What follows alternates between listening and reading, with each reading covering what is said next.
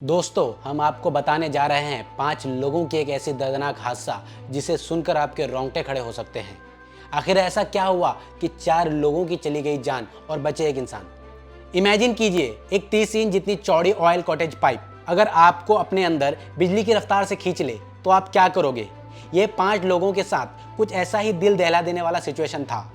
इन पांचों में से सिर्फ एक ही इंसान जिंदा बच पाते हैं। अपनी इस अनसुनी कहानी को दुनिया के सामने रखने के लिए और एक गोप्रो कैमरा जो इनमें से ही किसी एक के सूट में लगा हुआ था, वो ये सब कुछ रिकॉर्ड कर रहा था। और इस कैमरा के अंदर मौजूद फोटो और वीडियोस आपके दिल दहला सकते हैं। समुद्र में 60 फीट नीचे 30 इंच चौड़ी क्रूड ऑयल से भरी पाइप में 2 दिन तक फंसे रहना, यही घटना घटी थी। क्रिस्टोफर, काजिम, यूसुफ, ऋषि और फैजल के साथ इन पांचों में से सिर्फ क्रिस्टोफर ही बचा था। बाकी सब मारे जाते हैं। पाइप में फंसे रहने के बाद इनके साथ जो हरकतें हुई वह बहुत ही भयानक और दिल दहला देने वाली थी। यहाँ तक कि इस इंसिडेंट के फुटेज भी अवेलेबल है जो हम आगे इस वीडियो में आपको दिखाएंगे। तो चलिए जानते हैं पारिया डाइविंग, उस खतरनाक इंसिडेंट के बारे में जिसे सुनने के बाद लोगों की सांसें आना बंद हो जाती है। दिन था 25 फरवरी 2022। साउथ अमेरिका के नॉर्थर्न कोस्टे में पॉइंटे पियर नाम का एक कोस्टल टाउन में पारिया नाम की कंपनी लोकेटेड है। ये 5 लोग जिनके साथ हादसा होता है वो पारिया नाम के कंपनी में ऑयल पाइप में मेंटेनेंस का काम करते थे। उस दिन ये लोग पाइपलाइन के एक ऐसे हिस्से में काम कर रहे थे जो काफी टाइम से बंद पड़ी थी। ये एक यू शेप पाइपलाइन थी जिसके एक हिस्से में ऑयल टैंकर अपने कच्चे तेल को अनलोड करती थी, जिसे बर्थ 5 कहा जाता है। ये कच्चा तेल इस पाइपलाइन के जरिए बर्थ 6 में पहुंचती थी, जहां ऑयल रिफाइनरी मौजूद थी, जहां से ऑयल को रिफाइन किया जाता था। उस दिन इन वर्कर्स का काम था इस पाइपलाइन के ऊपरी हिस्से में पानी को सेपरेट करना, ताकि ये लोग अपने इक्विपमेंट्स वगैरह के साथ यहां आराम से खड़े होकर अपने काम को अंजाम दे सके। पाइप के अंदर से हाइड्रोकार्बन बाहर ना निकले, इसलिए एयर प्लग भी लगाए गए थे।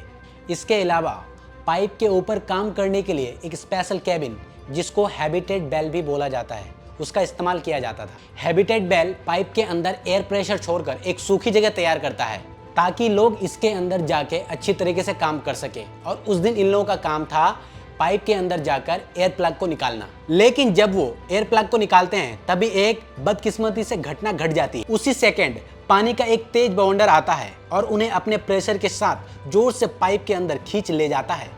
ये इतना तेज बवंडर था और इतना ताकतवर था कि 90 सेकंड के अंदर पाइप के अंदर ही अंदर 20 फीट से और 120 फीट दूर जाकर इनको पटक देता है। इस घटना की फुटेज आप देखिए।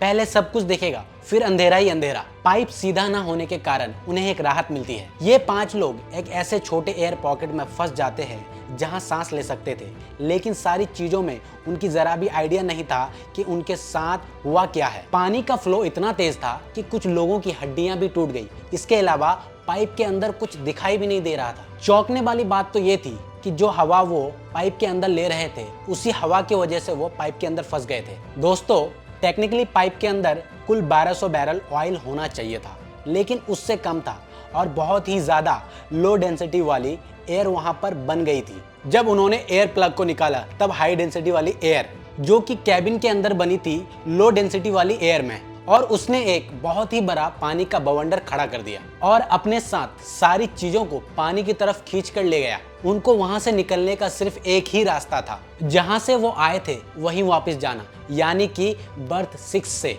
क्योंकि पाइप के अंदर कुछ भी दिखाई नहीं दे रहा था तो उनको नहीं पता था कि जाना कहाँ है। अगर वो गलत साइड चले जाते तो वह बर्थ 5, जो कि समुद्र की साइड था, वहां पहुंच जाते, यानी कि तुरंत मौत। काफी सोचने के बाद वो लोग तय करते हैं कि जिस साइड उनका सर है वो उसी साइड चले जाएंगे, और उनके पास कोई ऑप्शन भी नहीं था क्योंकि वो लोग ज्यादा टाइम तक पाइप के अंदर नहीं रह सकते थे।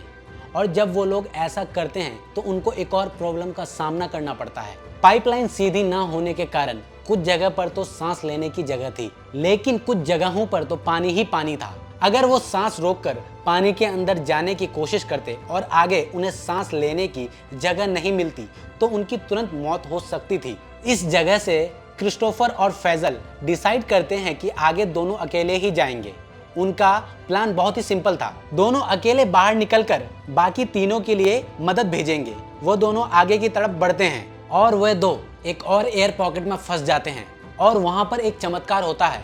उनको महसूस होता है कि ऑक्सीजन टैंक उनके सामने पड़ा है, अब जिस वजह से वो पानी के अंदर ज्यादा देर के लिए जा सकते थे। लेकिन प्रॉब्लम ये थी कि वो अंधेरा होने के कारण ये देख नहीं पा रहे थे कि ऑक्सीजन टैंक के अंदर कितना ऑक्सीजन बचा है और ऑक्सीजन टैंक खत्म होने ही वाला था। लेकिन उसी वक्त वो एक और चीज से टकराते हैं और वो चीज थी एक और ऑक्सीजन टैंक। इस ऑक्सीजन टैंक का माउथ पीस ही नहीं था जिससे कि ऑक्सीजन मुंह में लगाकर लिया जाता था। इस वजह से उनको ऑक्सीजन टैंक की ओपनिंग में अपना मुंह डालना पड़ा और इसी के साथ पूरा का पूरा ऑयल उनके मुंह में चला गया। क्रूड ऑयल एक ऐसा ऑयल होता है जो कि काला होता है, उससे पेट्रोल और डीजल बनता है। अगर मुंह में और आंखों में चला जाए तो बहुत जलन होती है। और उस वक्त तक फैजल का भी ऑक्सीजन टैंक खत्म हो चुका था और उसकी हड्डियां टूटने के कारण वो काफी ज्यादा दर्द में था। इस वजह से क्रिस्टोफर को आगे अकेले जाना पड़ा।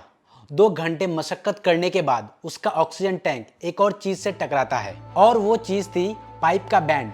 ये बात जानकर वो खुश भी हुआ और दुखी भी, क्योंकि यहाँ पर तो बर्थ 6 की ओपनिंग हो सकती थी जहाँ से बाहर निकला जा सकता था, या फिर बर्थ 5 की ओपनिंग जो कि पूरी तरह से बंद थी। पाइप में पानी कम होने के कारण उसका तैरकर ऊपर पाइप से बाहर निकलना नामुमकिन था, तो यह भी एक बड़ी प्रॉब्लम बन गई थी। तो वह पाइप को जोर जोर से मारने लगा और आवाज करने लगा। उसी वक्त कुछ रेस्क्यू उनकी आवाज सुनते हैं और उसके लिए एक चैन डालकर उसको बाहर निकालते हैं। जैसे ही स्टीफर बाहर आता है तो वो पहली चीज ये बोलता है कि उसके चारों ही दोस्त अभी भी पाइप के अंदर है और जिंदा है और उनको मदद की सख्त जरूरत है। यहाँ पे उन लोगों को ऑयल धीरे धीरे एक्सट्रैक्ट करना चाहिए था या कुछ और रेस्क्यू मेथड अपनाना चाहिए था। कंपनी के रेस्क्यू उनकी मदद करने के लिए जाने ही वाले थे, पर कंपनी ने उनको जाने की परमिशन नहीं दी क्योंकि कंपनी के पास ज्यादा बड़े ऑक्सीजन सिलेंडर नहीं थे। अगर रेस्क्यू नीचे जाती तो उनकी जान भी खतरे में हो सकती थी। ये बात सुनकर